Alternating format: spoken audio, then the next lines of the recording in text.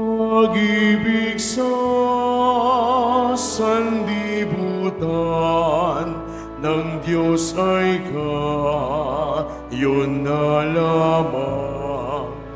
Kanyang anak ibinigay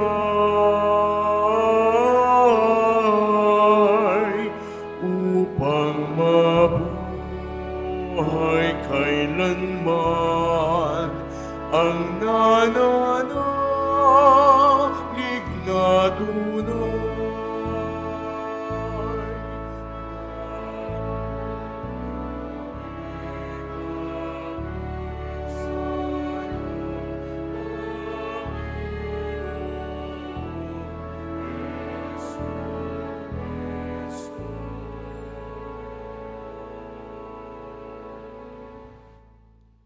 Sumainyo ang Panginoon. At sumayo rin. Ang mabuting balita ng Panginoon ayon kay San Mateo. Papuri sa iyo, Panginoon. Noong panahong iyon, sinabi ni Jesus sa mga punong saserdote at matatanda ng bayan, "Pakinggan ninyo ang isa pang talinhaga. May isang taong nagtanim ng ubas sa kanyang bukid, at ito'y binakuran niya. Gumawa siya roon ng pisaan ng ubas at nagtayo ng isang mataas na bantayan. Pagkatapos, kanyang iniwan sa mga kasama ang ubasan at siya'y nagtungo sa ibang lupain. Nang dumating ang panahon ng pitasan, pinapunta ng may-ari ng ubasan ang kanyang mga alipin upang kunin sa mga kasama ang kanyang parte. Ngunit sinunggaban ng mga kasama ang mga alipin. Binugbog nila ang isa, pinatay ang ikalawa, at binato naman ang ikatlo. Pinapunta uli ng may-ari ang mas maraming alipin. Ngunit gayon din ang ginawa ng mga kasama sa mga ito. Sa kahuli-hulihay, pinapunta niya ang kanyang anak na lalaki. Igagalang nila ang aking anak, wika niya sa sarili. Ngunit nang makita ng mga kasama ang anak, sila'y nag-usap-usap. Ito ang tagapagmana, halikayo, patayin natin nang mapasa atin ang kanyang mamanahin. Kaya't siya'y sinunggaban nila, inilabas sa ubasan at pinatay. Pagbalik ng may-ari ng ubasan, ano kaya ang gagawin niya sa mga kasamahang iyon? Sumagot sila, lilipulin niya ang mga buhong na iyon at paalagaan ang ubasan sa ibang kasama na magbibigay sa kanya ng kaparte sa panahon ng pamimitas. Tinanong sila ni Jesus, "Hindi ba ninyo nababasa ang talatang ito sa kasulatan? Ang batong itinakwil ng mga tagapagtayo ng bahay ang siyang naging batong panulukan. Ginawa ito ng Panginoon at ito'y kahanga-hanga. Kaya nga sinasabi ko sa inyo, hindi na kayo ang paghaharian ng Diyos, kundi ang bansang maglilingkod sa Kanya ng tapat." Narinig ng mga punong saserdote at ng mga pariseyo ang mga talinhaga ni Jesus at naunawaan nilang sila ang pinatatamaan niya.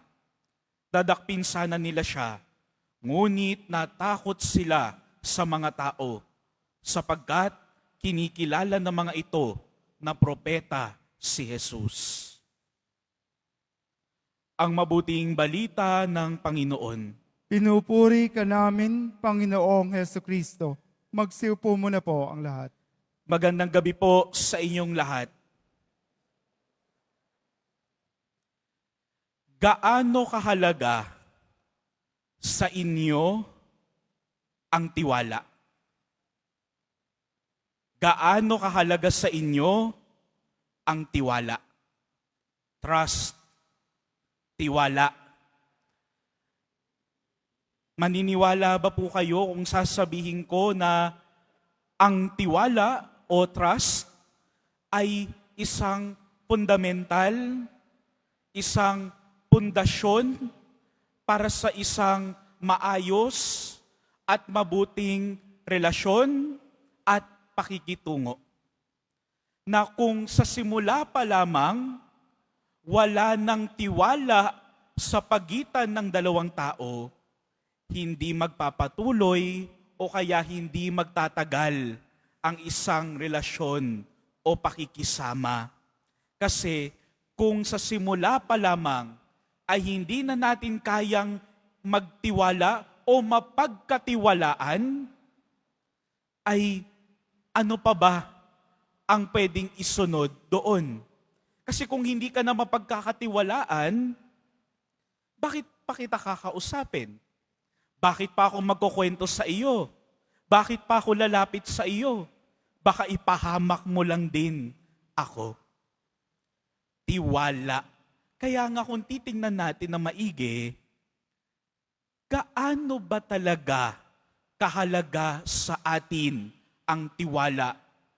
Na kapag nasira ang isang tiwala, ito ba ay madaling maibalik? Magpagpira-piraso muli? Na parang walang nangyari?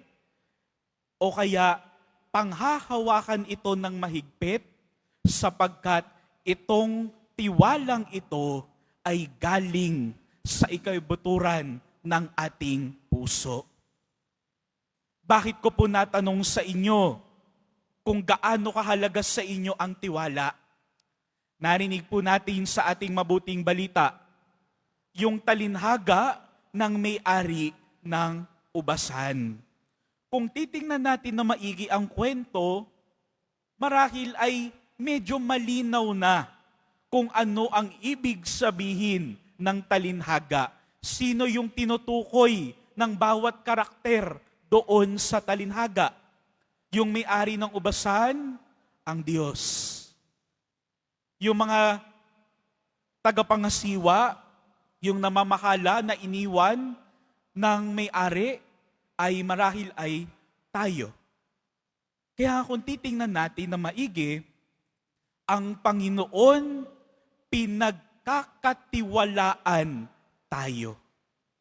Sa lahat ng mga bagay, talento man yan, yaman man yan, o kung ano pang mga regalo na ipinagkaloob sa atin, ang grasya na mula sa Pong Jesus Nazareno. Lahat ng iyan, regalo at ipinagkatiwala sa atin ng Panginoon.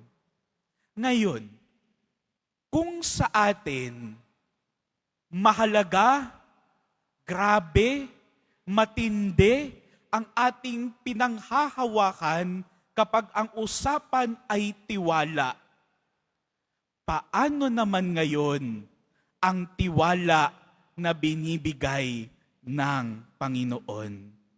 Na sa mga bawat pagkakataon na tayo ay nagkukulang, nagkakasala, lumalabag sa mga kautusan ng Panginoon, nasisira ang tiwala. Pero ibig sabihin ba noon ay hindi na ipagkakatiwala sa atin ng Panginoon ang mga bagay-bagay? Hindi po.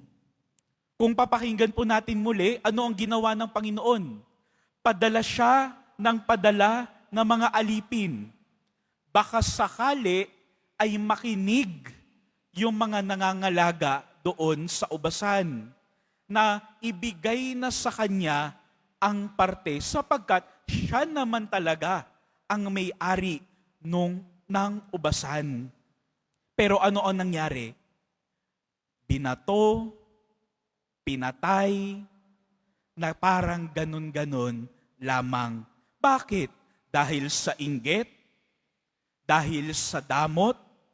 Dahil sa selos? Ipinagpalit yung tiwalang, yung kalayaan na binigay.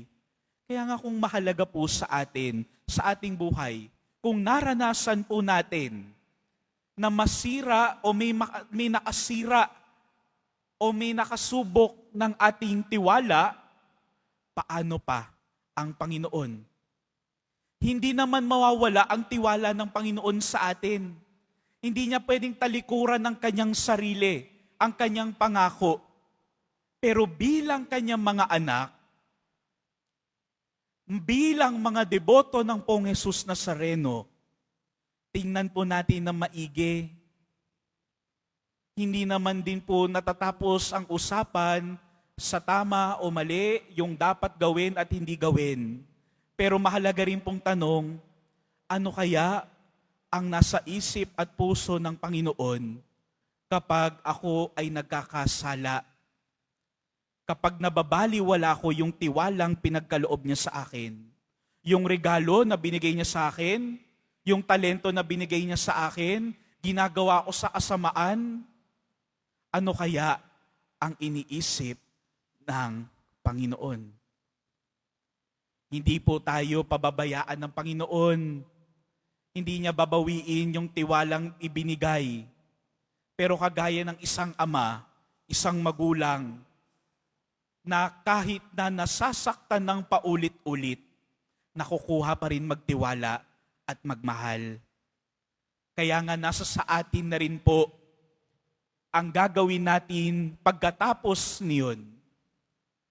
Kung tunay nga tayong nagsisisi ngayong panahon ng Kwaresma, na sa mga pagkakataon na nasira natin ang tiwala, ang pinagkatiwala sa atin ng Panginoon, ang tanong, ano na ang iyong gagawin? Ano na ang iyong gagawin? Alam mo na, aware ka na, malinaw na sa iyo, nasa sa atin na ang bola. Binigay ng Panginoon ang lahat, pinadala niya ang lahat ng maari magpaalala sa atin. Ano na ang ating gagawin?